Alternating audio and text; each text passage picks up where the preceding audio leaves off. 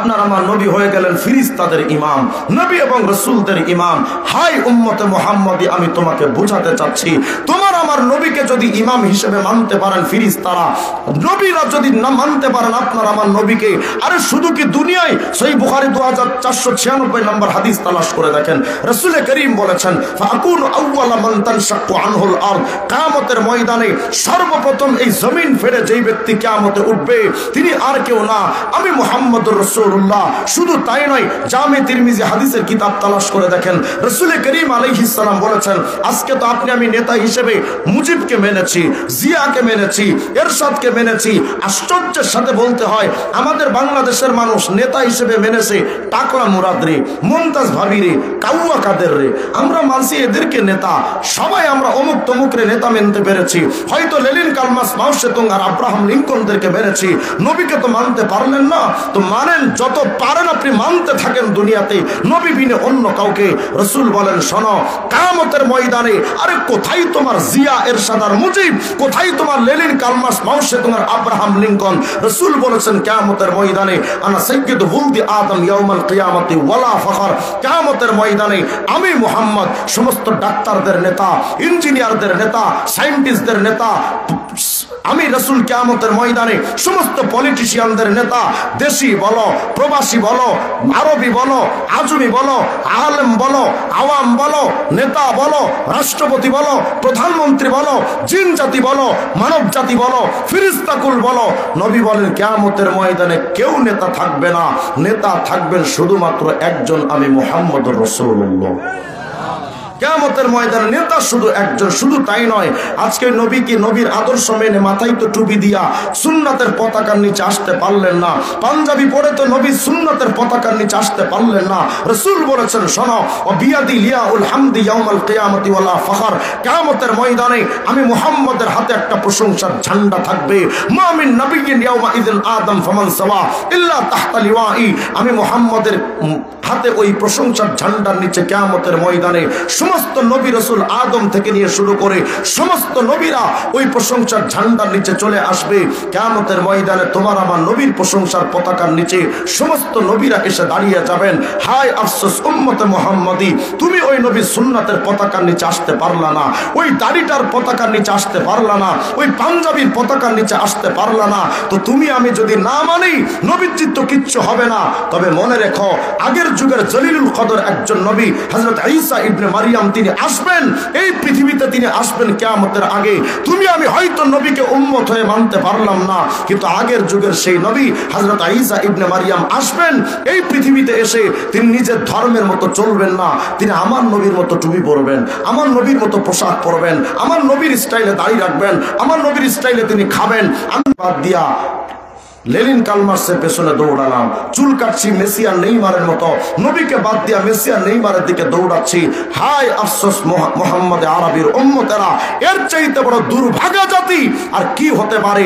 নবীকে বাদ দিয়া কুফরি মতবাদের মানুষদেরকে আমরা অনুসরণীয় ব্যক্তিত্ব বানিয়ে নিয়েছি। তোমার নবী কি স্টাইলের দিক থেকে কোন দিক থেকে কম ছিল?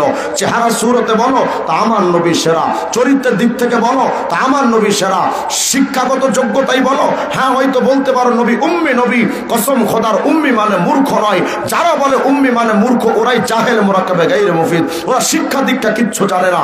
উম্মি মানে মূর্খ নয়, উম্মি মানে মূর্খ নয়, বারবার বলছি উম্মি মানে মূর্খ নয়। আপনি কিতাবাদি যদি তালাশ করেন, আব্দুল্লাহ ইবনে সালাম এসে জিজ্ঞেস করেছিলেন রাসূল আরবিকে, ও মুহাম্মদ আজিব আন হাদা, আজিব আন হাদা, আজিব আন হাদা, মুহাম্মদ এটার জবাব চাই, ওটার জবাব চাই, ওটার জবাব চাই। রাসূল করিম আলাইহিস সালাম কোন প্রশ্ন করেছেন দুনিয়া নিয়ে, কোন প্রশ্ন ঊর্ধ্ব গগন নিয়ে, কোন প্রশ্ন আখিরাতের জগৎ নিয়ে, গোটায় তোমার আমার নবী সেরা। বংশগত পরিচয় শুনতে চাও তো রাসূল করিম আলাইহিস সালামের ব্যাপারে জিবরিল আমিন বলেছেন, কাল্লাতু মাশারিকাল আরদি ওয়া মাগারিবাহা ফালাম আরা আফসালা মিন বনি হাশিম, আমি মশরিক থেকে মাগরিব পর্যন্ত, পূর্ব থেকে পশ্চিম পুরো পৃথিবী ব্যাপী আমি জিবরাইল ঘুরেছি, কিন্তু মুহাম্মদের বংশ বনি হাশিমের চাইতে এত সম্ভ্রান্ত আদর্শবান একটা সম্ভ্রান্ত পরিবার আমি জিবরাইলের চোখে পড়ে নাই। আমি বুঝাতে বুঝাতে চাচ্ছি ব্যক্তিত্বের দিক থেকে বলো তো নবীজি সেরা, চরিত্রের দিক থেকে বলো নবী সেরা, চেহারা সুরতে বলো নবী সেরা, বংশ পরিচয় বলো নবী সেরা, শিক্ষাগত যোগ্যতায় নবী সেরা। আরে কোন দিক থেকে তুমি নবীকে হারাতে চাও? যদি বলতে চাও নবী তো ডাক্তার ছিল না, তো আমি তোমাকে চ্যালেঞ্জ করে বলি, তোমরা যাদেরকে ডাক্তার হিসেবে শ্রদ্ধা করো, তোমার ডাক্তার সে শুধুমাত্র মেশিনের মাধ্যমে পরীক্ষা করে শুধু প্রেসক্রিপশন লিখতে পারে আর ঔষধ দিয়া তোমাকে ট্রিটমেন্টের ব্যবস্থা করতে পারে, এর বাহিরে কিচ্ছু করতে পারে না। কিন্তু রাসূল আরবি এমন ডাক্তার ছিলেন যার কাছে কোনো মেশিন লাগতো না, কোনো প্রেসক্রিপশন লেখা লাগতো না, কোনো মলম বা ঔষধ দেওয়া লাগতো না, মুখে থুতু লাগিয়ে দিয়েছেন, তোর সাহাবীরা সুস্থ হয়ে গেছে। সহিহ বুখারীর মধ্যে রওয়ায়াত আসছে রাসূল করিম আলাইহিস সালামের সামনে হযরত আলী ইবনে আবি তালেবকে নিয়ে আসা হয়েছে, তার চোখের সমস্যা, আল্লাহর হাবিব আসার সাথে ফাতাফালা ফি আইনাইহি ওয়া তাআলাহু ফাওয়ারা, মুখের থুতু লাগিয়ে দিয়েছেন, তো আলীর চক্ষুটা সুস্থ হয়ে গেছে। সিদ্দিক আকবরকে বিষাক্ত সাপে কামড় দিয়েছে, মুখের থুতু লাগিয়ে দিয়েছেন, তো সিদ্দিক আকবর সুস্থ হয়ে গেছে।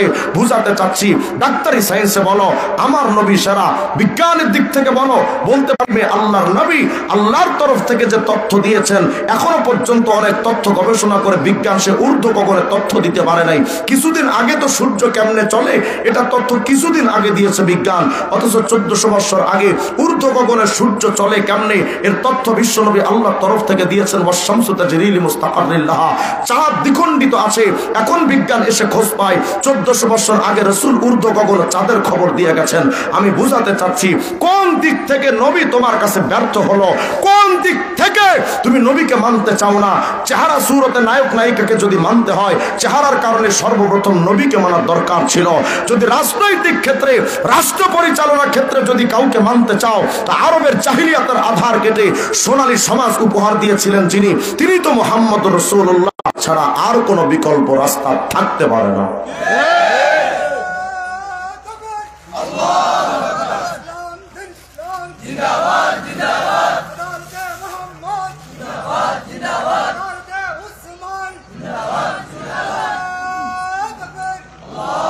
আপনি আমি তো ওই নবীকে মানতে পারলাম না। শোনো উম্মতে মুহাম্মাদি, তুমি যদি ওই নবীকে সম্মান না দাও নবীর কিচ্ছু হবে না।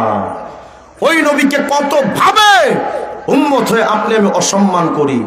নবীর টুপিটা ফালায়া দিয়া, নবীর দাড়িটা সেলুনে কাইটা ফালায়া মানুষের পায়ের তলায় দিয়ে পিষ্ট করো, ওই নবীকে সম্মান তো দিতে চাও না।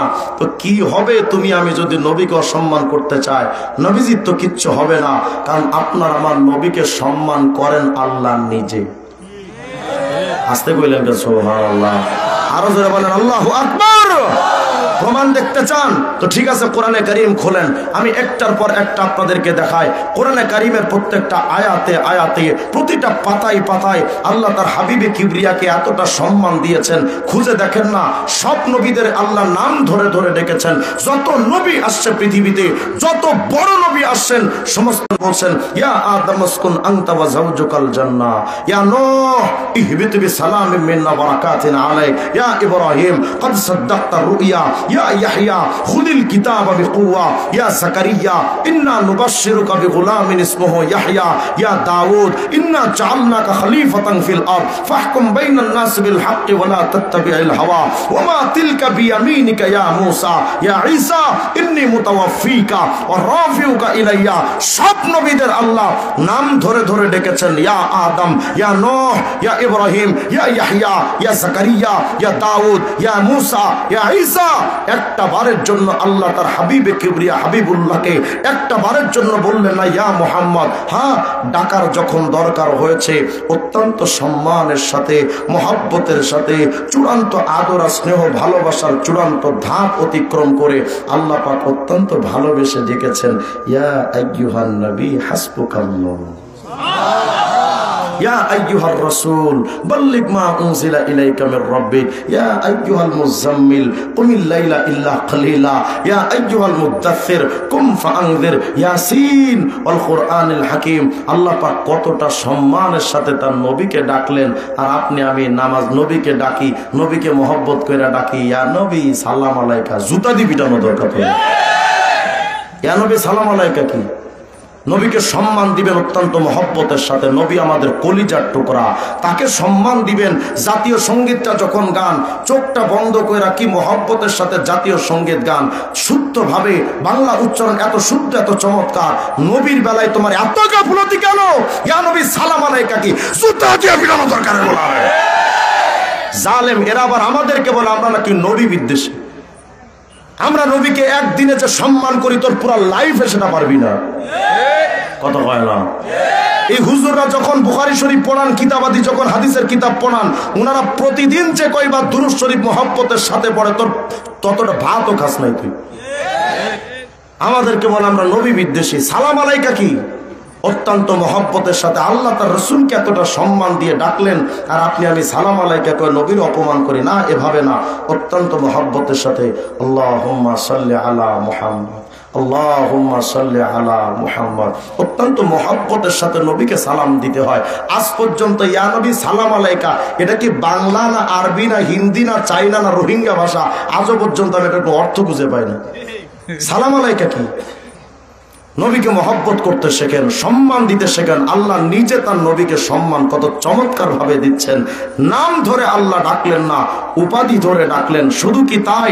পৃথিবীতে কোনো সম্মানিত ব্যক্তিদের নাম যদি উচ্চারণ করতে চান, তাহলে সম্মানিত ব্যক্তিদের নাম উচ্চারণ করার ক্ষেত্রে শুধু নামটা ব্যবহার করি না, আমরা নামের শুরুতে তাকে উপাধিটা ব্যবহার করি। যেমন পীর সাহেব অমুক, বরুণা পীর সাহেব অমুক, অমুক।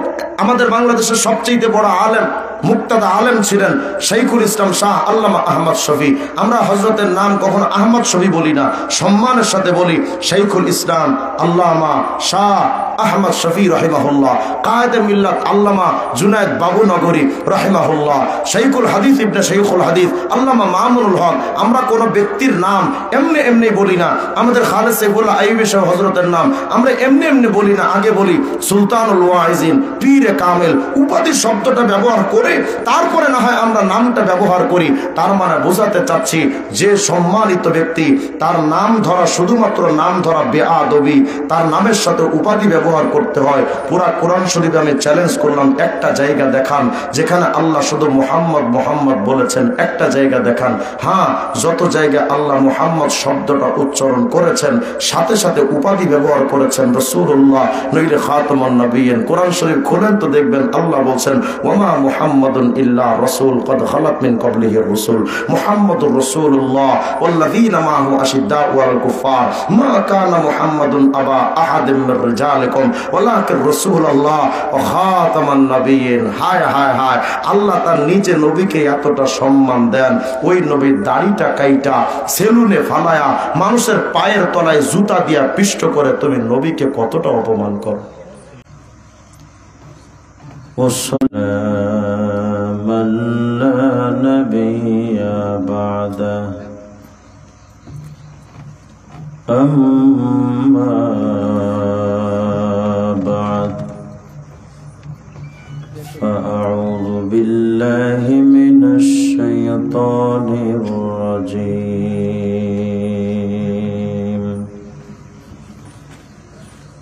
بسم الله الرحمن الرحيم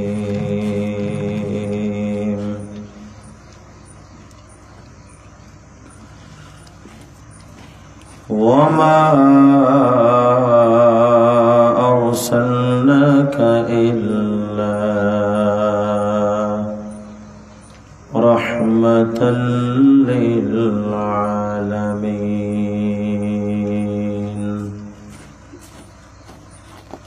صدق الله العلي العظيم محبة الشهد شوية دروس يقول اللهم صل على محمد وعلى آل محمد كما صليت على إبراهيم وعلى آل إبراهيم إنك حميد مجيد اللهم بارك على محمد وعلى آل محمد كما باركت على إبراهيم وعلى آل إبراهيم إنك حميد مجيد বক্স সাউন্ড ঠিক করেন, বক্স না চালাইতে গেলে শুধু মাইক দেন। হ্যাঁ, বক্স বন্ধ করে দিন, বক্স চালাইলে ভালো কিছু না।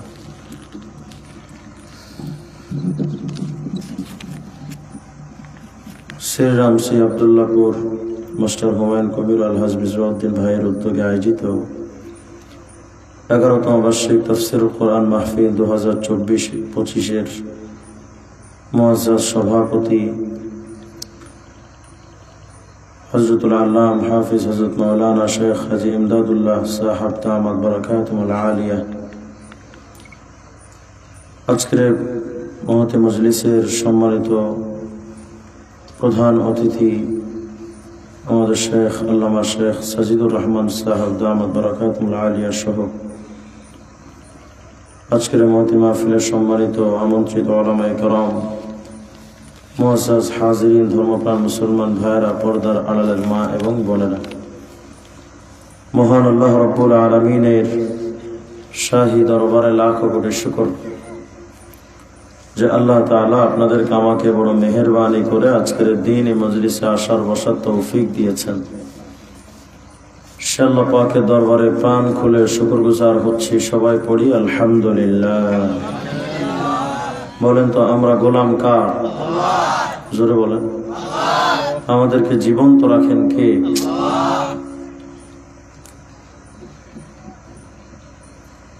সন্তান দেওয়ার মালিক কে? সাতবক জমিন আসমানের একচ্ছত্র মালিক একমাত্র কে? ভাই এটা বন্ধ করেন, বক্স বন্ধ করেন, করে শুধু মাইক দেন। আমরা মনিটর কি বন্ধ হবে? হ্যাঁ হ্যাঁ, শুধু মাইক, মনিটর বন্ধ করেন, মনিটর বক্স সব বন্ধ করেন, শুধু মাইক দেন, পরে বক্তাদেরকে এগুলো দিয়েন। মুহতারাম হাজিরিন, পবিত্র কালামে পাক থেকে একটা আয়াত আপনাদের সামনে আমি তিলাওয়াত করেছি। আল্লাহ তাআলা যদি চান আয়াতকে সামনে রেখে একটি সারাংশ আলোচনা আপনাদের জেহেনে দেওয়ার চেষ্টা করব ইনশাআল্লাহ। আলোচনায় যাওয়ার আগে পরিবেশটা একটু সুন্নাহ অনুযায়ী গোছানো দরকার। একটু সবাই তাকবীর দিয়ে আল্লাহু আকবার বলে দাঁড়ায় যান তো, সবাই দাঁড়ান। মাশাআল্লাহ। ছোট বাচ্চা যারা আছে তোমরা পেছনে যাও, বড়রা সামনে আসে। বাচ্চারা পিছনে যাও, বড়রা সামনে এসে খালি জায়গা পূরণ করে বসে পড়ে। আসেন, কাছাকাছি আসেন।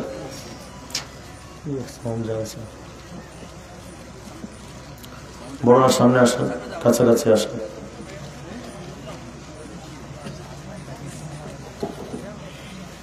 মজলিসের একটা আদব হলো লিয়ানিয়া মিনকুম উলুল আহলাম ওয়ান নুহা, বুঝমান যারা তারা কাছাকাছি বসে।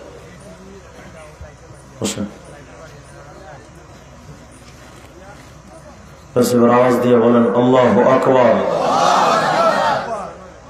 পবিত্র কালামে পাক থেকে আয়াত তেলাওয়াত করেছি। সৃষ্টিগতভাবে আমরা অত্যন্ত দামি, কারণ আল্লাহ পাক আমাদের জন্য দিয়েছেন শ্রেষ্ঠতম কিতাব কোরআনে কারীম। আমাদের জন্য আল্লাহ পাক দিয়েছেন শ্রেষ্ঠ ধর্ম ইসলাম। আমাদের জন্য আল্লাহ পাক দিয়েছেন শ্রেষ্ঠ নবী হযরত মুহাম্মদুর রাসূলুল্লাহ, সবাই বলেন সাল্লাল্লাহু আলাইহি ওয়াসাল্লাম। আমাদের কিতাবও সেরা, ধর্মও সেরা, নবীও সেরা।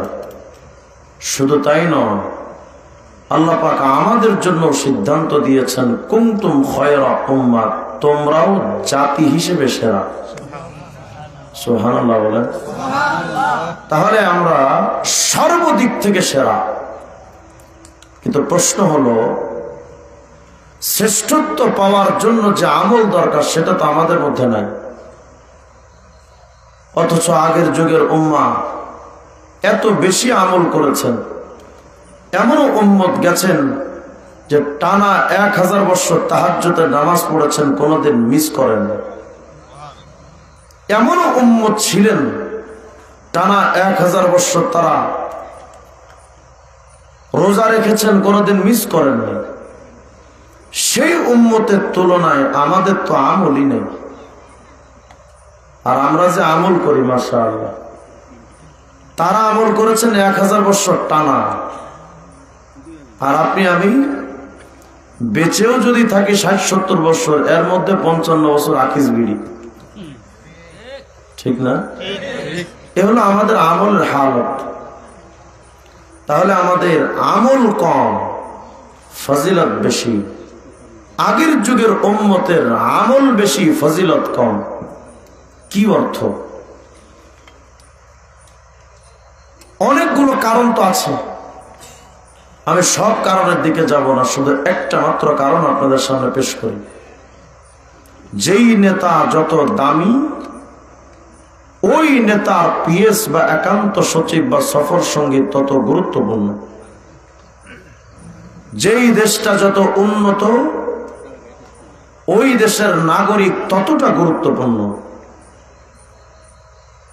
এই ভাই বসেন বসেন বসেন বসেন বসেন, এখন বসেন বসেন বসেন।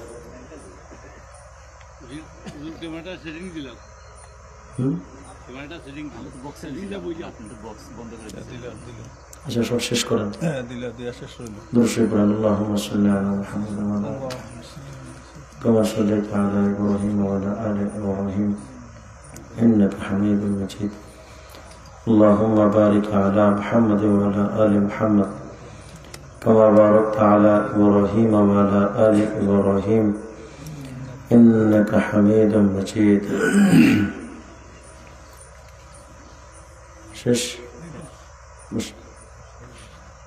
আপনাদের কাছে অনুরোধ, আমার সামনে পাইছেন, এটা আমার মানে ইন্তেশার তৈরি হয়। আলোচনার জন্য একটা সুন্দর, একটা শান্ত পরিবেশ দরকার, কারণ আমরা তো তাহির আঙ্কেলদের মতো ডিজে নাচ দিতে আসি না। প্রত্যেকটা কথা মনোযোগ দিয়ে শোনার চেষ্টা করবেন। আল্লাহ আমাদেরকে কবুল করেন, আমিন বলেন। গলা ছেড়ে চিৎকার দিয়ে বলেন তো আল্লাহু আকবার। তো যেই নেতা যত দামি, ওই নেতার একান্ত সচিব বা সফর সঙ্গী তত দামি হয়। যেই রাষ্ট্রটা যত উন্নত, ওই দেশের নাগরিক তত গুরুত্বপূর্ণ। যেমন আমেরিকান কোন নাগরিক, সে যদি ফকিরও হয়, পৃথিবীর কোন রাষ্ট্রে যদি বিপদে পড়ে, পুরা সরকারের টনক নড়ে যায়। আমেরিকান নাগরিক বিপদে পড়ছে, আর বাংলাদেশের নাগরিক যদি 1000 এক জায়গায় ঠাড়া করে মরেও, তাও খবর লয় না। কেন? রাষ্ট্র উন্নত তো নাগরিক গুরুত্বপূর্ণ, রাষ্ট্র অনুন্নত তো নাগরিক গুরুত্বহীন। এটা হলো দুনিয়ার হালত। যদি তাই হয়, তাহলে এটাও আমি অকপটে বলতে পারি, আমলের দিক থেকে হয়তো আমরা গরিব, মিসকিন, অসহায়, কিছুই নাই তেমন, এরপরও আমরা দামি, কারণ আমাদের নেতা সরওয়ারে দো আলম কুল কায়নাতের সবচেয়ে দামি। ওই নবীজির হুজুর আকরাম সাল্লাল্লাহু আলাইহি ওয়াসাল্লামের কারণেই আপনি আমি এতটা দামি, এতটা গুরুত্বপূর্ণ। কিন্তু অতি আফসোসের সাথে বলতে হয়, যেই নবীর জন্য আপনার আমার এতটা দাম, ওই হাবিবে কিবরিয়াকে আপনি আমি দাম দিলাম না। যেই রাসূল আরবীর মতো যার জন্য আপনার আমার এতটা সম্মান, ওই নবীকে আপনি আমি গুরুত্ব দিলাম না। আমার ব্যক্তি জীবনে নবীর সুন্নাহ নাই, আমার মাথায় নবীর টুপি নাই, মুখে নবী যে সুন্নাত তরিকার ওয়াজিব দাড়িটা নাই, আমার গায়ে নবীর পোশাক নাই, আমার ব্যক্তিগত জীবনে নবীর সুন্নাহ চলে না। আমি চুল কাটি মেসিয়ান নেইমারের মতো, আমি পোশাক পরি নায়ক নায়িকাদের মতো, আমার ব্যবসা বাণিজ্য চলে নিজের মতো, আমার রাজনীতি চলে মানব রচিত তন্ত্র অনুযায়ী, আমার বিয়ে শাদী হয় হিন্দুয়ানি প্রথায়, আমার সমাজ ব্যবস্থার সালিশ বিচার চলে মানুষের মন মতো, আমার রাষ্ট্রের সংবিধান প্রণীত হয় লেনিন, কার্ল মার্কস, মাও সেতুংদের গণতন্ত্র, সমাজতন্ত্র, রাজতন্ত্র, প্রজাতন্ত্র, সাম্যবাদ, পুঁজিবাদ, জাতীয়তাবাদ, বস্তুবাদ, ধর্মনিরপেক্ষ মতবাদের মতো কুফরি মতবাদ দিয়ে আমার বাংলাদেশের সংবিধান প্রণীত হচ্ছে। রাসূল আরবী আলাইহিস সালামের ইসলামতন্ত্র দিয়ে আমার বাংলাদেশের সংবিধান প্রণীত হলো না। আমার বাংলাদেশের আদালতের বিচার ব্যবস্থা চলে মানব রচিত তন্ত্র মন্ত্র অনুযায়ী। আমি ব্যক্তি জীবনে নবীজিকে মানলাম না, পারিবারিক জীবনে নবীজিকে মানলাম না। আমার ঘরে খাওয়ার স্টাইলটা হচ্ছে বিদেশিদের মতো টেবিলে, নবীর সুন্নাহ তরিকার খানার ব্যবস্থা নাই। আমি যখন ঘুমাচ্ছি পশু পাখির মতো যেমনে মনে চাই তেমনে ঘুমাই। নবীজির সুন্নাত তরিকায় আপনি আমি ঘুমাতে পারলাম না। আপনার আমার কোনো কিছুই নবীর সুন্নাহ অনুযায়ী চললো না। আমার রাষ্ট্র ব্যবস্থা, আমার সমাজনীতি, আমার রাজনীতি, আমার অর্থনীতি কোনো ক্ষেত্রটাই নবীর সুন্নাহ আর ধর্মের অনুযায়ী চললো না। অথচ আমরা কবরে যখন কাউকে রাখছি বলে আসছি বিসমিল্লাহি ওয়া আলা মিল্লাতি রাসূলিল্লাহ, এর রাসূলের ধর্মের উপরে রেখে যাচ্ছি। অথচ এই খালাসে জীবনে কোনোদিন নবীর টুপি মাথায় লাগাই নাই, মুখে নবীজি সুন্নাহ তরিকা দাড়ি লাগাই নাই, পোশাকটার ক্ষেত্রে মুজিবকে মেনেছে, নবীর সুন্নাহ তরিকার পোশাক পরে নাই। ও ব্যক্তিগত জীবনে নবীকে মানে নাই, পারিবারিক জীবনে নবীকে মানে নাই, সামাজিক জীবনে নবীকে মানে নাই, রাষ্ট্রীয় জীবনে নবীকে মানে নাই। হ্যাঁ, কিছুটা ক্ষেত্রে হয়তো নবীজিকে অনুসরণ করেছে, হয়তো টুপির ইসলামটা মেনেছে, দাড়ির ইসলামটা মেনেছে, নামাজ রোজা হজ যাকাতের ইসলাম হয়তো মেনেছে, কিন্তু রাষ্ট্রীয়ভাবে চোর চুরি করলে তার হাত কাটতে হবে, ডাকাত ডাকাতি করলে তার শাস্তির ব্যবস্থা আছে, ধর্ষক ধর্ষণ করলে তার যে কোরআন অনুযায়ী নবীজির ইসলাম অনুযায়ী যে বিচার ব্যবস্থা আছে, এই বিচার ব্যবস্থা নিজে সে পালন তো করে নাই, বরং সেই বিচার ব্যবস্থা কায়েমের জন্য রাজনীতিও সে করে নাই। সে করেছে লেনিনের রাজনীতি, কার্ল মার্কসের রাজনীতি, মাও সেতুংদের রাজনীতি, আব্রাহাম লিঙ্কনের রাজনীতি, সে করেছে জিয়ার রাজনীতি, এরশাদের রাজনীতি, বঙ্গবন্ধুর রাজনীতি, মুহাম্মদ আরবির ইসলামের রাজনীতি সে করে নাই। রাষ্ট্রীয়ভাবে ইসলামতন্ত্র প্রতিষ্ঠা করার সেই ফিকির তার ছিল না। তাহলে সে হয়তো ব্যক্তি জীবনে কিছুটা ইসলাম মেনেছে, কিন্তু রাষ্ট্রীয় ইসলাম সে মানে নাই। এরপরও রেখে আসছে সে নবীর ইসলামের উপরে মইরা গেছে, তারে এইভাবে রেখে যাচ্ছি। আল্লাহর সাথে এর চাইতে বড় ধোঁকাবাজি আর প্রতারণা কিচ্ছু হতে পারে না।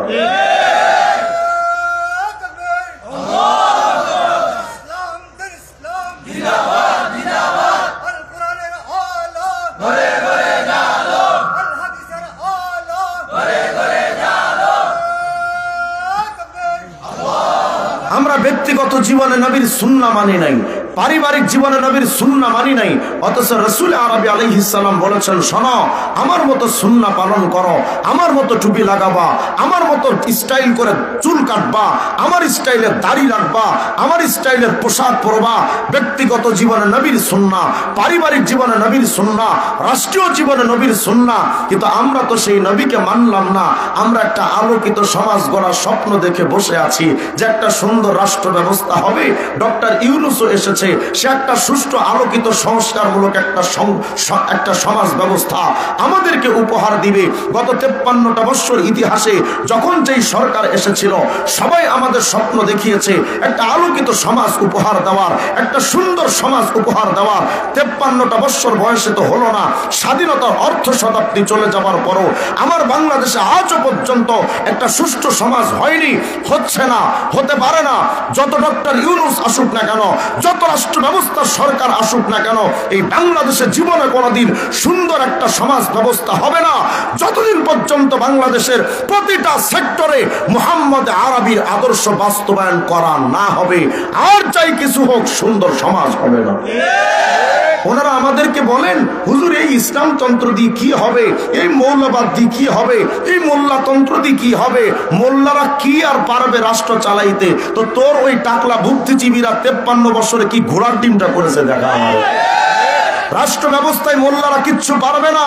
যদি তোমাদের এই বক্তব্য হয়, তাহলে আজ তোমাদেরকে আমরা কথা সুস্পষ্ট করে বলতে পারি, 1400 বছর আগে আরবের জাহিলিয়াতের আধার কেটে যেই মোল্লাতন্ত্র একটা সোনালী সমাজ উপহার দিয়েছিল, ওই মোল্লার সমাজ ব্যবস্থা আজও পর্যন্ত 1400 বছর পরে এসে আফগানিস্তানের তালেবানদের মাধ্যমে, সেই মোল্লাদের মাধ্যমে মাত্র 3 বছরের ব্যবধানে এমন একটা সোনালী সমাজ উপহার দিয়েছে। আফগানিস্তান এখন চুরি নাই, ডাকাতি নাই, দুর্নীতি নাই, কোনো অপরাধ নাই, আদালত লাগে না, জেলখানারও দরকার হয় না, বিচারক নিয়োগের প্রয়োজন হয় না। সুতরাং এ কথা অকপটে বলতে হয়, একমাত্র সোনালী সমাজ উপহার দিতে পারে, মোল্লাতন্ত্র আর কেউ পারবে না। কিন্তু আমরা তো স্বপ্ন দেখে বসে আছি। আমরা যারা সাবেক স্বৈরাচার সরকার আমলে যারা কারাগারে গেছি, কারাগারের উপরে লেখা দেখতাম, রাখিব নিরাপদ, দেখাবো আলোর পথ। কি ঘোড়ার ডিমের আলোর পথটা দেখাইছে বলেন তো? ঠাড়া বড় মিথ্যা কথা। কি ঘোড়ার ডিমের আলোর পথ দেখা আমাকে বলেন। আজ পর্যন্ত কোন আসামি কারাগার থেকে বের হয়ে ভালো হয়ে গেছে কোন রেকর্ড আছে? কিন্তু আইয়ুবী সাহেবদের কাছে এসে মানুষ ভালো হয়েছে রেকর্ড আছে। আসতে বললেন কেন? আহমদ আহমদ শফি সাহেবদের কাছে মানুষ এসে আল্লাহ ওয়ালা হয়েছে, প্রমাণ আছে। বরুণার পীর সাহেবদের কাছে মানুষ এসে চোর ডাকাতরা ভালো হয়ে গেছে, প্রমাণ আছে। চরমোনা, উজানি, নানুপুর, হক্কানি দরবারগুলোর কাছে এসে ডাকাতরা, বড় বড় ডাকাতরা আলোকিত সমাজ পেয়েছে, আলোকিত জীবন পেয়েছে। সুতরাং এ কথা আমরা অকপটে বলতে পারি, আলোকিত সমাজ উপহার দিতে হলে আলোকিত মানুষ গড়ার কারখানা একমাত্র মোল্লাতন্ত্র।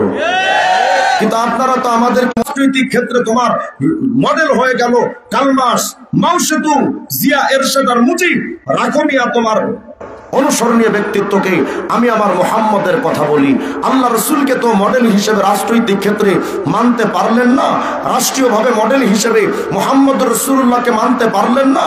ওরা মনে মনে ভাবে 56,000 বর্গ মাইলের বাংলাদেশ, এ তো বিরাট বাংলাদেশ, এই বাংলাদেশটা কি ইসলামতন্ত্র দিয়া চলবে, মোল্লাদের দিয়া চলবে? এই মোল্লাদের মাধ্যমে, ওমর ফারুকের মতো মোল্লাদের দিয়া অর্ধেকটা জাহান যদি পরিচালিত হতে পারে সুষ্ঠুভাবে, তোমার আমার মতো ক্ষুদ্র রাষ্ট্র চলতে পারে। কিন্তু আপনি আমি তো রাজনৈতিক ক্ষেত্রে হয়তো টুপির ক্ষেত্রে নবীকে মানি, দাড়ির ক্ষেত্রে নবীকে মানি, নামাজ রোজার ক্ষেত্রে হয়তো নবী আলাইহিস সালামকে মানলাম, রাষ্ট্রীয়ভাবে তো নবীকে মানলাম না। তবে শোনো উম্মতে মুহাম্মদী, কুল কায়নাত যদি নবীকে না মানে, নেতৃত্বের জায়গায় যদি নবীকে পছন্দ না করে, আমার নবীর কিচ্ছু আসে যাবে না। আপনার আমার হাবিবকে কুল কায়নাত যদি না মানে, নবীজির কিচ্ছু আসে যাবে না। আপনার আমার মতো টুটা ফাটা মানুষ, এই চান্দুরা যদি নবীকে না মানে, আমার নবীর কিচ্ছু আসে যাবে না। কারণ আপনার আবার নবীকে মানতেন ফিরিস্তারা, আপনার আমার নবীকে মানতেন আল্লাহর সমস্ত নবী এবং রসুলরা। প্রমাণ দেখতে চান তো খোলেন আসিরাজুল মুনির কিতাব, খণ্ড 3 পৃষ্ঠা 15 মধ্যে তালাশ করে দেখেন। রাসূল করিম আলাইহিস সালামের যেই সময় তিনি লাইলাতুল মেরাজে যেই রাত্রে নবীজি আলাইহিস সালাম যাচ্ছেন অথবা আসার পথে মসজিদে আকসায় যখনই তিনি হাজির হন, মসজিদে আকসায় আজকে নবী বিশ্বনবী মুহাম্মদুর রাসূলুল্লাহর আগমন হয়েছে। আপনার আমার নবীজির আগমনে সমস্ত ফেরেশতাদেরকে ফাআযানা জিবরাইল আল মালায়েকা, জিবরিল আমিন ফেরেশতাদেরকে ডাক দিলেন। ওয়া নাযালাত মিনাস সামা, আসমান থেকে সমস্ত ফেরেশতাদের আগমন শুরু হলো। পুরা মসজিদে আকসা ফেরেশতাদের দ্বারা ভরপুর হয়ে গেল। ওয়া হাসারা জামিআল মুরসালিন ওয়াল আম্বিয়া, সমস্ত নবীরা আসলেন, রাসূলগণ আসলেন। পুরা মসজিদে আকসা লোকে লোকারণ্য হয়ে গেল। কারা উপস্থিত হয়েছেন আজকে? আল্লাহর নবী এবং রাসূলরা, ফেরেশতারা। কি অভূতপূর্ব এক দৃশ্য কায়েম হয়েছে মসজিদে আকসায়, আল্লাহর নবীর স্বাগতম জানাতে সমস্ত নবী রাসূলদের আগমন। ইতিমধ্যে নবী যখন তাকালেন, ফাআরাফান নবী আন-নবিয়্যিন, আপনার আমার নবী তাকিয়ে চিনতে পারলেন। মিন বাইনি কায়েম ওয়া রাকা ওয়া সাজিদ, নবী তাকিয়ে দেখতে পারলেন নবীদেরকে।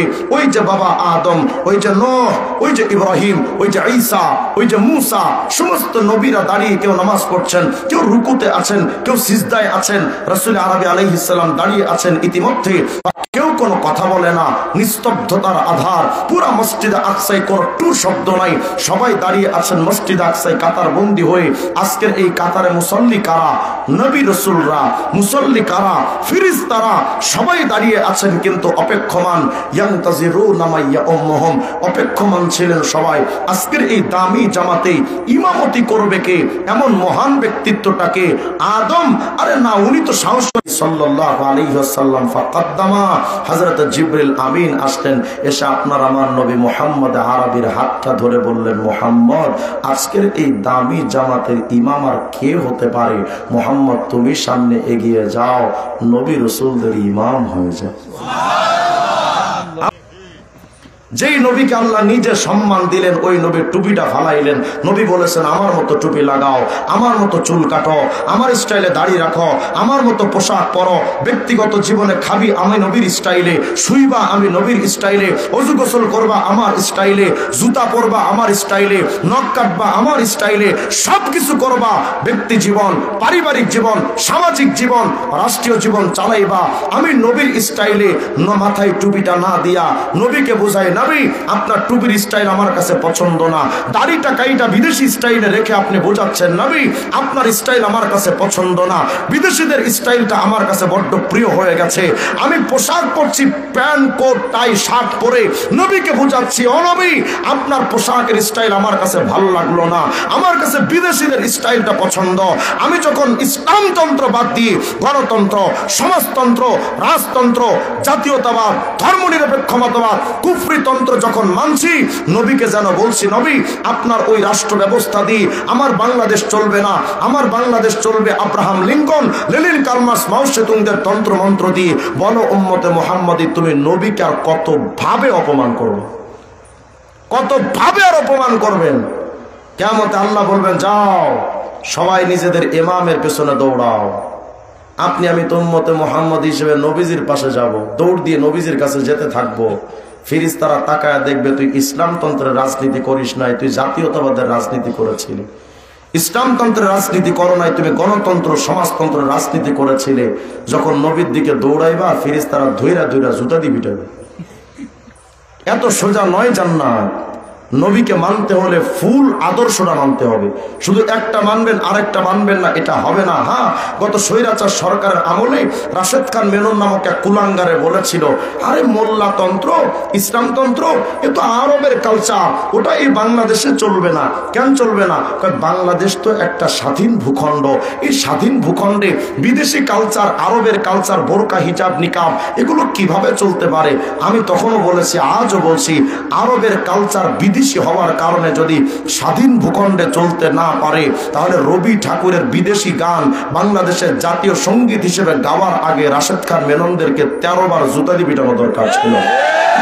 তুমি ইন্ডিয়ার গান এনে তুমি বাংলাদেশের জাতীয় সঙ্গীত বানাইলা, ইন্ডিয়ার দালালি করে আজীবন কাটায় গেলা, আবার ইসলামতন্ত্রের ব্যাপারে প্রশ্ন করো।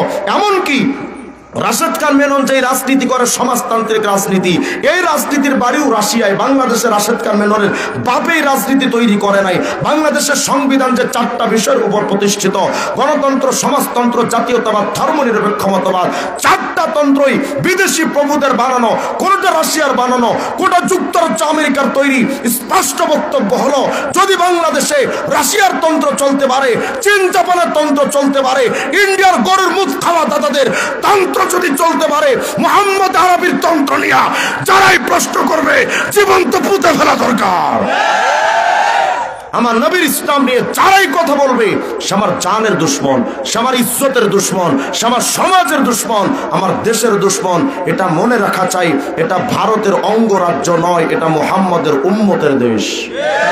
এই বাংলাদেশ শাহজালালি আমানের বাংলাদেশ, এটা গৌর গোবিন্দর বাংলাদেশ নয়। সুতরাং এই বাংলাদেশে সবুজ ইসলামের, সবুজ বাংলাদেশে সবুজ গম্বুজের সাথে যা গভীর হৃদ্যিত সম্পর্ক রয়েছে, ওই সম্পর্কের সাথে কেউ যদি ফাটল ধরাতে চাও, ইনশাআল্লাহ আবার যুদ্ধ হবে। প্রস্তুত থাকবেন ইনশাআল্লাহ। ওরা আজকে আমাদেরকে বলে, আরে ইসলাম তো আরবের জন্য আসছে, ওটা আরবেই থাকবে, বাংলাদেশে কেন থাকবে?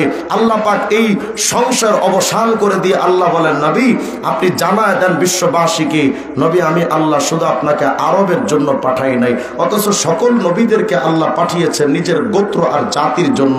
দেখেন আল্লাহ পাক এই কোরআন শরীফেই বলছেন, লাকাদ আরসালনা নূহান ইলা কওমি, আমি নূহকে পাঠিয়েছি নিজের গোত্র জাতির কাছে।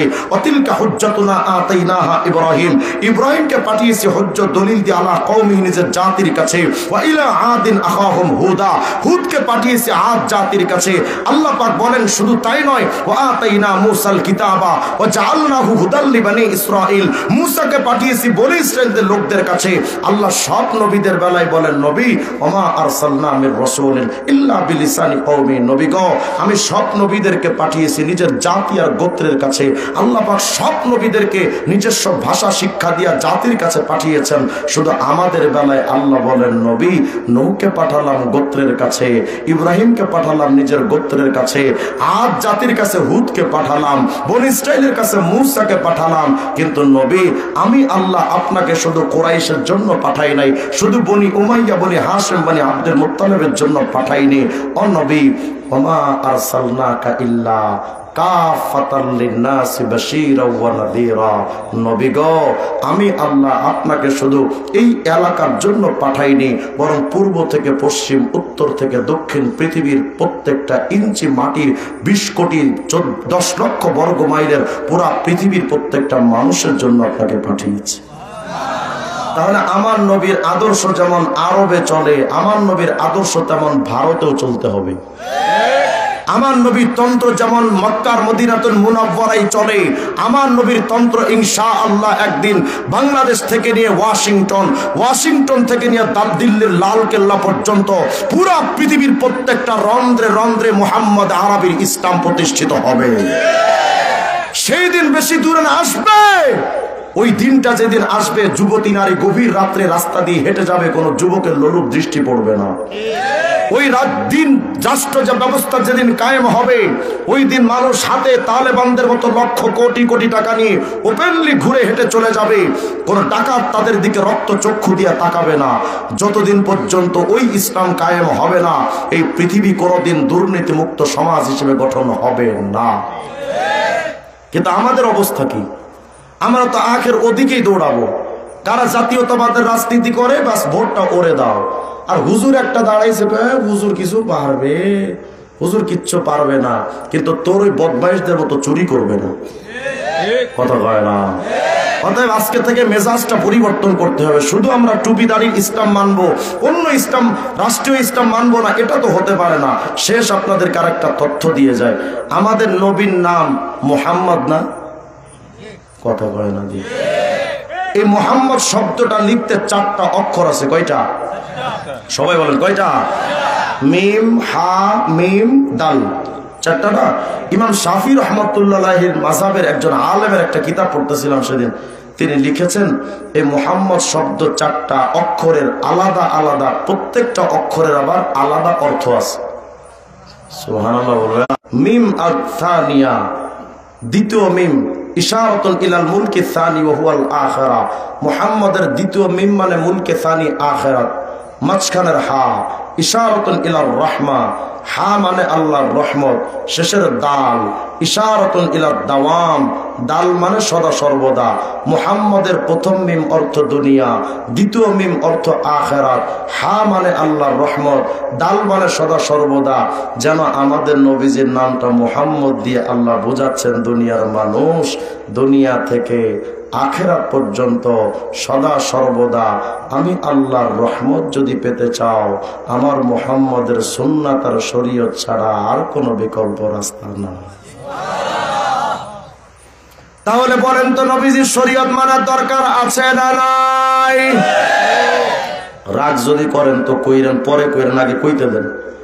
আটরশি, সুরেশ্বর, চন্দ্রপাড়া, দেওয়ানবাগ, রাজারবাগ, মেজভান্ডার, পানিশা, বালিশা, লতাশা, পাতাশা, কেল্লাশা, বাংলাদেশে যত ভণ্ড আছে মাজার পূজারী, সবার একটা বক্তব্য হলো আমরা শরীয়ত মানি না। কথা বলেন আছে না নাই? সবাই বলে আমরা শরীয়ত মানি না। কি মানো? কয় মারেফাত।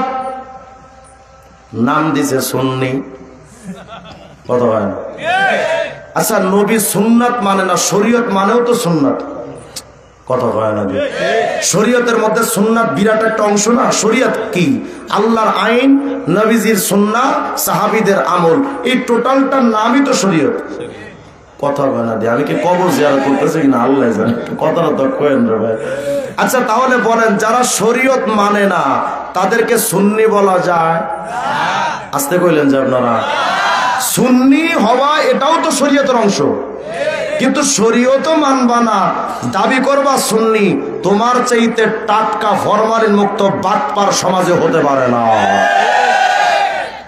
আমরা শরীয়ত টরিয়ত মানি না, গান বানাই। মুর্শিদ মুর্শিদ যে করছে জপ, বিনা দুধে দই পাতাইয়া খাইতাছে মাখন। আর সেই মাখন খাইলে পরে ভবে ক্ষুধা তৃষ্ণা লাগে না, লোহারে বা নাইলার কাঞ্চা সোনা। আছে না নাই? গানটা কত সুন্দর না? কত বড় কুফরি! বলে যদি কেউ পীর বাবা জিকির করো, মুর্শিদের নাম জপ মানে পীরের জিকির করো, সে দই ছাড়া মাখন খেতে পারবা, মানে পীরের কথাই যদি কেউ চলে তারা শরীয়ত লাগবে না, এমনিই মারিফত পাবে। আস্তে কোন নাউজুবিল্লাহ। বলেন তো মুসলমান যারা শরীয়ত মানে না তারা মারিফতের রাস্তা কখনো পাবে না। এরা আমাদের নাম দিছে আমরা শরীয়তি হুজুর। মুমিন কবরে মোমবাতি জ্বালানো জায়েজ না হারাম? এদের কবরে মোমবাতি আছে, আমাদের কবরে তো মোমবাতি নাই। এজন্য আমাদেরকে হিট কইরা গান গাই, পাগল মরলে বাতি জ্বলে, মোল্লা মরলে জ্বলে না। কথা বলেন, পাগল মরলে বাতি জ্বলে, মুন্সি মরলে জ্বলে না। পাগলার কাছে খোদাই থাকে, কানার দলে দেখে না। টুনটুনা টুনটুন। আমি বললাম তোদের কবরে তো মোমবাতি চলবে, আমাদের কবরে চলবে কেন? দুনিয়াতে আল্লাহ রাসূলের শরীয়তটা বাদ দিয়া টাটকা জাহান্নামের টিকিট কাইটা যে কবরে গেলি, তোর কবরে যাওয়ার সাথেই যে জাহান্নামের আগুন তাও তাও করে চলে, এটার প্রমাণ তোর কবর ওপরেও চলে। এরা এখন শরীয়ত মানে না, কই শুধু এদের পীর হলেই চলে। মাইজ ভান্ডারি এক শয়তান আছে না? আমি মনে হয় কই যে বয়ান করতে আসে আল্লাহ জানে। মাতো না করে বা মাতন লাগবে তো। মাইজ ভান্ডারি পীর, তার দুইটা বই আছে, বেলায়েতে মুতলাকা আর একটা বই হলো রত্ন ভান্ডার। এই দুইটা বইয়ের মধ্যে মাইজ ভান্ডারের পীর লিখেছে যিনি পীর তিনি খোদা, তিনি নবী। খাঁটি অলি না?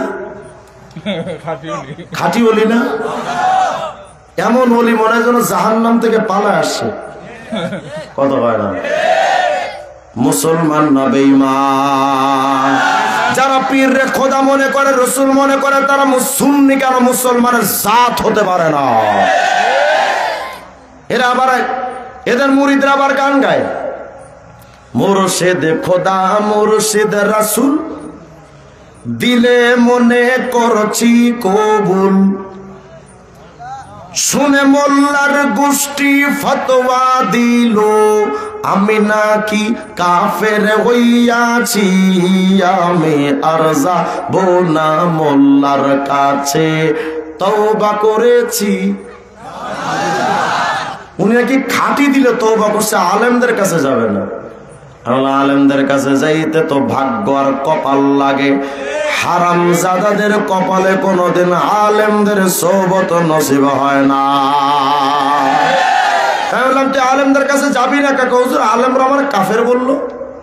তো হুদাই কি কাফের কইছে? কারণ তো আছে, কি কারণ সেটা কও। হুজুর আমি একটা গানের মধ্যে ছোট্ট করে একটু বলছিলাম, পীরি খোদা পীরি নবী। হুজুর এতটুকু কইছে, বেশি কইনি। এতে কি কাফের হয়? আমি বললাম না, তুমি পীর রে খোদা কইবা, রসুল কইবা, তুমি কাফের না, তুমি আব্দুল কাদের জিলানী। বলেন তো যারা পীর রে খোদা বলে, রসুল বলে, তারা মুসলমান না বেঈমান? এরা এখন বলে আল্লাহ রসুল দরকার নাই, পীর হলেই চলে। কিরামান কাতিবিন, রোজ হাসরের দিন আল্লাহর কাছে যদি করে অভিযোগ, আমি বলবো দুনিয়ায় ছিলাম ল্যাংটা পীরের লোক। উপায় থাকবে না? আমি মনে মনে ভাবলাম তুই ল্যাংটার মুরিদ হয়ে যদি গান বানাইতে পারস, আমিও কওমি মাদ্রাসা পড়ুয়া পোলা, বিখাউস কম না। আমি গান আমিও একটা বানাইছি, কই না থাক পরে সমালোচনা করব। কিরামান কাতিবিন, পাইবে যে দিন তোরা যারা ছিলি ল্যাংটা বাবার লোক, তোদের জুতা মাইরা কইব জাহান্নামে ঢোক। গানটা তো এমন হবার কথা। কিরামান কাতিবিন, রোজ হাসরের দিন আল্লাহর কাছে যদি করে অভিযোগ, আমি বলবো দুনিয়ায় ছিলাম মুহাম্মাদের লোক। मोमिन जो फिदा नक्श काफे पाया नबी हो ज़ीर कदम आज भी आलम का खजीना साहिल से लगी गा कभी मेरा भी सफीना देखेंगे कभी शौक से मक्का व मदीना पर सुन्नत नबवी की करे पैरवी उम्मत तूफा से निकल जाएगा फिर उसका सफीना आवाज दिया बोलें अल्लाहु আকবার বলেন তো মুসলমান নবীজির শরীয়ত আর সুন্নাত মানার দরকার আছে না নাই যারা নবীর সুন্নাত মানবে নূহ নবীর নৌকার মধ্যে যারা উঠেছিল মহাপ্লাবনের বিপদ থেকে যেমন ওই উম্মতরা বেঁচে গেছে ওই জামানায় নূহ নবীদের শোনো এই জামানায় যদি তুমি আমিও নবীজির সুন্নাতের নৌকায় উঠতে পারি তোমার আমার কিয়ামতে যেখানে যেখানে বিপদ সেখানে সেখানে এসে দাঁড়ায় যাবেন নবীজি মুহাম্মদ হযরত আব্দুল্লাহ ইবনে আব্বাস বলেন ইয়াউমা তাবিয়াতু ওয়াজুহু আহলি সুন্নাতি ওয়াল জামাআহ দুনিয়াতে যারা সাহাবীদের পথকে যারা মাইনা নিবা আর যারা নবীর সুন্নাতের পথকে মেনে নিবা ইবনে আব্বাস বলেন শোনো যারা নবীর সুন্নাতের কাছে থাকবে তাহলে বলেন নবীর সুন্নাত মানার দরকার আছে না নাই যারা বলে সুন্নাত মানার দরকার নাই আমরা বলি ওদের মধ্যে আর শয়তানের মধ্যে তফাৎ নাই কেন আপনাদের এদিকে আলু চাষ হয়নি আলু চাষ আলু আলু বিরক্ত হচ্ছে না তো ঘেরাও দেয় কথা বলেন দেয় না ঘেরাও দেয় কেন যেন গরু ছাগল এসে গাছ গাছালি খেয়ে না যায় তো মনে করেন এক চাচা আলু চাষ গাছ লাগিয়ে চতুর্দিকে ঘেরাও দিচ্ছে গাছটা উঠছে তো হঠাৎ করে ওখানে মিস্টার হিরো আলম সাহেবের আগমন হিরো আলম এসে চাচা মুরব্বী কি করেন দেখো না এই চতুর্পাশে ঘেরাও দিচ্ছে আলু গাছ উঠছে এখান থেকে গরু ছাগল আইসা যদি খায় নাই সর্বনাশ হয়ে যাবে এই জন্য ঘেরাও দিচ্ছি যেন গরু ছাগল আসতে না পারে হিরো আলম কে চাচা মাথা ঠিক আছে নি আপনার ঠিক নাই কেন চাচা তোমার দরকার তো আলু ওটা তো মাটির নিচেই থাকে আপনি পাতা করবেন কি গরু ছাগলে যদি পাতা খায় তো খাক না আপনার সমস্যা কি আপনার তো আলু হইলেই চলে এবং চাচাই কয় হিরো আলম গরু ছাগল আসতে তত সমস্যা না তোর মতো ছাগল আসলে যত সমস্যা ওই কেন ওই দেখ তোর মতো ছাগল যদি আসে তাহলে আগে পাতা খাবে পাতা খাওয়া শেষ গাছের লতাটা খাবে লতাটা খাওয়া যখন গাছটা খাওয়া শেষ গাছের গোড়া শুদ্ধ টান দিয়ে ভেতরের আলু বের কইরা ওই আলু খাবি অতএব আমার আলু বাঁচাইতে হলে আগে পাতা বাঁচাতে হবে কথা হয় না আলু বাঁচাইতে গেলে যেমন পাতা বাঁচাইতে হয় শয়তান আপনার আমার কাছে আসবে হিজবুত তাওহীদের রূপ নিয়ে ভণ্ড পীরের রূপ নিয়ে বিভিন্ন মতবাদের রূপ নিয়ে আয়েশা প্রথম আপনাকে আমাকে বলবে এই বেটা নবীজির ব্যক্তিগত বিষয়গুলো মানার দরকার নাই কথা হয় না মওদুদী সাহেবের কিতাব পড়েন একই কথা লেখা হিজবুত তাওহীদের বই পড়েন একই কথা লেখা শিয়াবাদের বই পড়বেন একই কথা লেখা ভণ্ড পীরদের কথা শুনবেন একই কথা সবার কথা হলো শুধু ফরজ হলেই চলে সুন্নাত টুন্নাত পরে দেখা যাবে নবীর ব্যক্তিগত সুন্নাত মানার দরকার ঠিক এটা নবীর তবিয়তি বিষয় এটা মানার দরকার নাই শয়তান এসে প্রথম আপনাকে সুন্নাত থেকে আলাদা কইরা দিবে কয়েকদিন পরে শয়তান আইসা বলবে কি রে বেটা ওয়াজিব পালন করার দরকার কি ওয়াজিবকে আল্লাহর একবারই যথেষ্ট মনের পর্দা বড় পর্দা সামনের পর্দা কি করবা মারিফাত হলেই চলে শরীয়ত কি করবা প্রথম খাইছিল সুন্নাত পরে খাইলো ওয়াজিব মারিফাতের কথা দিয়া পরে খাইলো শরীয়ত তার মানে সকল ফরজ ওয়াজিব সুন্নাত সব খাইলো মৃত্যুর সময় আপনার আমার লাশটা বিছানায় পড়ে আছে এক পাশে রহমতের ফিরিস্তা, আর এক পাশে শয়তান। রহমতের ফিরিস্তা চাই তোমার ইমানওয়ালা বানায় কবরে পাঠাইতে, শয়তান চাই তোমার তার অনুসারী বানায় জাহান্নামী বেঈমান বানায় কবরে পাঠাইতে। ফিরিস্তার শয়তান যখন দেখে তোমার জিন্দেগির আমলে ফরজ নাই, ওয়াজিবে নাই, সুন্নাত নাই, শয়তান জিতে গিয়া তোমার বেঈমান বানায় এমন যুক্তি দাঁড় করাবে তুমি বেঈমান হওয়া ছাড়া উপায় নাই, তোমাকে বেঈমান বানায় কবরে পাঠাইল। আমি বুঝাতে চাইতেছি শয়তান বেঈমান বানানোর প্রথম ধাপ সুন্নাতকে নষ্ট করা।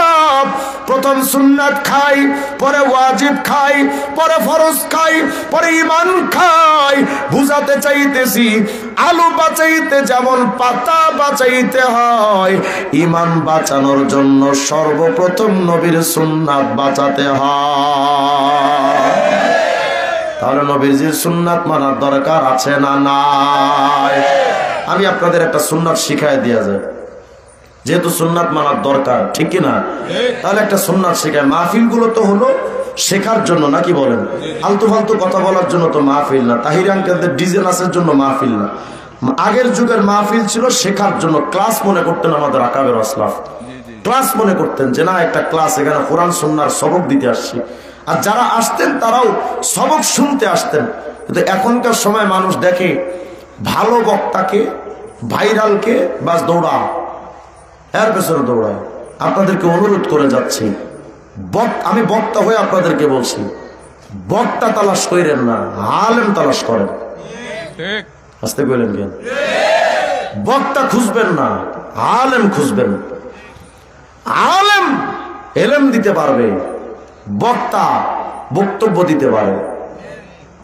বাংলাদেশে 95% বক্তা এলেম শূন্য, এলেম নাই, বক্তা হয়ে গেছে। কিন্তু যে কয়েক যারা আছেন আলেম, উনাদেরকে দাওয়াত দিলে আবার মানুষ নাই। আপনাদের রুচিহীনতার কারণে বক্তারা নষ্ট হচ্ছে।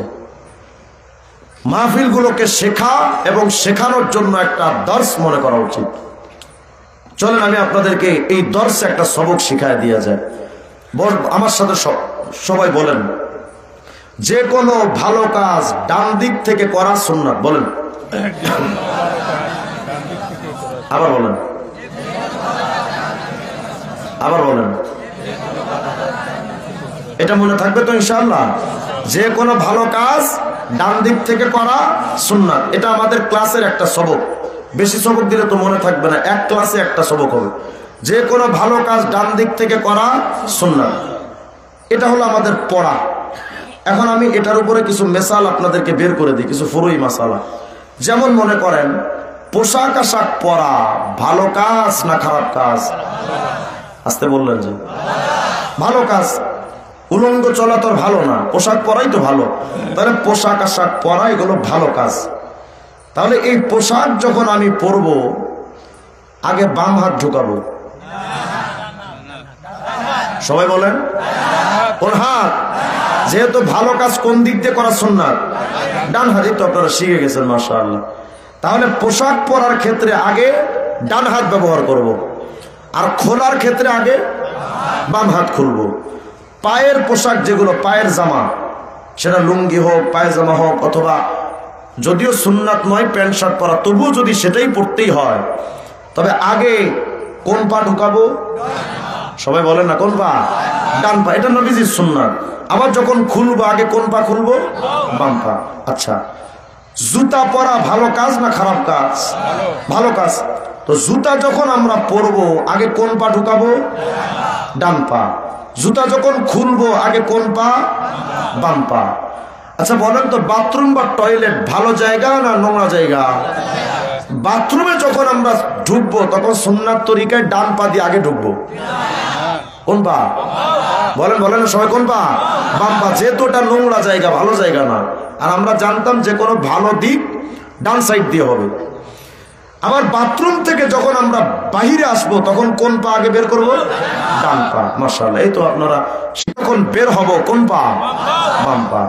এই কয়েকটা সুন্নাত আমাদের তো প্রতিনিয়ত এগুলো করা লাগে, লাগে না? আজকে যখন এখান থেকে উঠে বাড়ি যাবেন তখন জুতা পায়ে দেওয়া লাগবে না? কোন পা আগে দিবেন? মনে থাকবে ইনশাআল্লাহ? সবাই বলেন ইনশাআল্লাহ। আচ্ছা, এই কয়েকটা সুন্নাত আপনাদেরকে শিখালাম। বাকি আরো যে সমস্ত সুন্নাতগুলো আছে এগুলো তো বলতে গেলে কিচ্ছু মনে থাকবে না। আমি বেশি শিখাতে চাই না, শুধু অল্প কয়েকটা, এক মাহফিল এক বক্তা থেকে অল্প শিখবেন, অল্প মুখস্থ করে বাসায় যাবেন আমলে নিয়ে। বাকি যে সুন্নাত আছে, যেমন খাওয়ার সুন্নাত আছে, শোয়ার সুন্নাত আছে, ওযু গোসলের সুন্নাত আছে, নখ কাটার সুন্নাত আছে, কত কিছু সুন্নাত আছে। এই সুন্নাতগুলো শেখার জন্য আপনাদের একটা মাদ্রাসার ঠিকানা দেওয়া যায়, আমজনতা যারা তাদের জন্য। ছোট বাচ্চাদের তো কওমি মাদ্রাসা আছে, আর বড় মানুষ যারা বয়স্ক মানুষ তাদের জন্য একটা মাদ্রাসার নাম হলো তাবলীগ জামাত। বলেন বলেন সবাই নামটা বলেন, বলেন তাবলীগ জামাত। আবার বলেন। অনেকে তাবলীগ জামাত পছন্দ করেন না, না করেন, এটা আপনার ব্যক্তিগত ব্যাপার। আমি বলতেছি না তাবলীগ জামাতে আজীবন আপনি জীবন চিল্লা দেন। তাবলীগ জামাত প্রচলিত যেটা, এটা করা ফরজও নয়, ওয়াজিবও নয়, সুন্নত নয়, কিচ্ছু না। আমি আপনাকে বলতেছি না আপনি এই ধারাই তাবলীগ আজীবন করেন, না করলে মন না চাইলে কইরেন না। কিন্তু আমি আপনাকে দাওয়াত দিচ্ছি, আপনি ওযু সুন্নাত জানেন না, গোসলের সুন্নাত জানেন না, খাওয়ার সুন্নাত জানেন না, অথচ আপনি বিরাট বড় ডাক্তার, ইঞ্জিনিয়ার, অনেক কিছু হয়ে গেছেন। ওই তাবলীগ জামাতের একজন বুড়া মানুষ, মূর্খ, একেবারে ডাহা মূর্খ, জীবনে কিচ্ছু স্কুলের বারান্দায়ও যায় নাই, কিন্তু এই তাবলীগ জামাতের চিল্লার সাথীকে জিজ্ঞেস করেন, ও খাওয়ার সুন্নাত সব বলে দিতে পারবে, শোয়ার সুন্নাত বলে দিতে পারবে। তাহলে বোঝা গেল তাবলীগ জামাত সুন্নাতের মিশন। কথা কয় না? যারা সুন্নাত মানে তারা আশিকে রাসূল। তাহলে সুন্নাত, ওযু গোসলের সুন্নাত একেবারে হাতে কলমে শিখায় না? শিখায় না? শিখায়। তাহলে আজকে থেকে আমরা একটু তাবলীগ জামাতে 3 দিন বা এক চিল্লা অন্তত সুন্নাত গুলো শেখার জন্য হলেও যাবো তো ইনশাআল্লাহ। এরপরে তাবলীগ জামাতে যাওয়ার পরে যদি আপনার ভালো না লাগে, তো ধুর জোরে এটা আজাইরা কাজ, ভালো লাগে নাই, আপনি বাদ দিয়ে দেন, বোঝেন, সমস্যা নাই। কিন্তু শেখার জন্য হলো কালেমাটা শুদ্ধ করেন, 4টা সূরা শুদ্ধ করেন, সূরা ফাতিহা শুদ্ধ করেন, ওযু গোসলের সুন্নাতটা শেখেন, খাওয়ার সুন্নাত শেখেন, শোয়ার সুন্নাত শিখতে যাবো তো ইনশাআল্লাহ। তবে আলেমদের সাথে নিশ্চয়ই কোনো খুনিদের সাথে যাবেন না, আলেমদের সাথে। আল্লাহ পাক যেন আমাদের সকল ভাইদেরকে কবুল করেন।